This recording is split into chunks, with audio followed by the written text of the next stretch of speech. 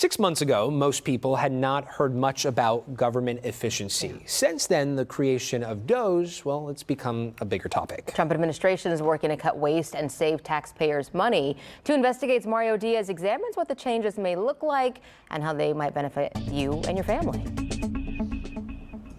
At the Capitol, there is a push by a local lawmaker to essentially reconstruct how our state government looks and operates, not only to save money, but also to make government more efficient.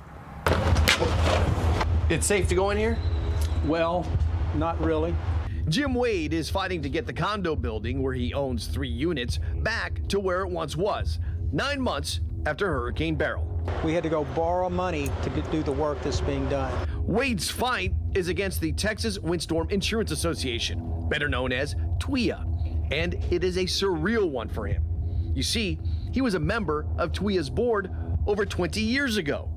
The association is based in the shadows of the Texas Capitol. There's no reason why you couldn't relocate multiple functions, decentralize everything out of Austin.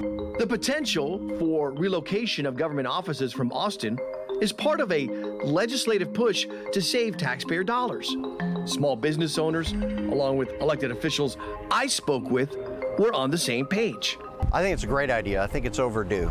Makes a lot of sense. Ray Hunt is the executive director of the Houston Police Officers Union and a former member of the Texas Commission on Law Enforcement. TCO right now is renting office space in a non-state building. It's very, very expensive. In fact, we found a previous for lease advertisement for the building that TCO lists as its office address on their website. It's miles away from the Capitol, but smack in the heart of the most expensive city in Texas. Most of the people who work at TCO don't live in Austin because they can't afford to live in Austin. Aside from saving taxpayers' dollars, a potential relocation for, say, the likes of a TWIA means having workers with a personal connection in an area devastated by the winds of a named storm. They'd have a better understanding of what we have to go through when a storm impacts the area.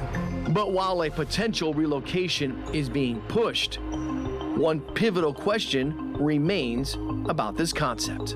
Do you think it will make business more efficient? I would think so.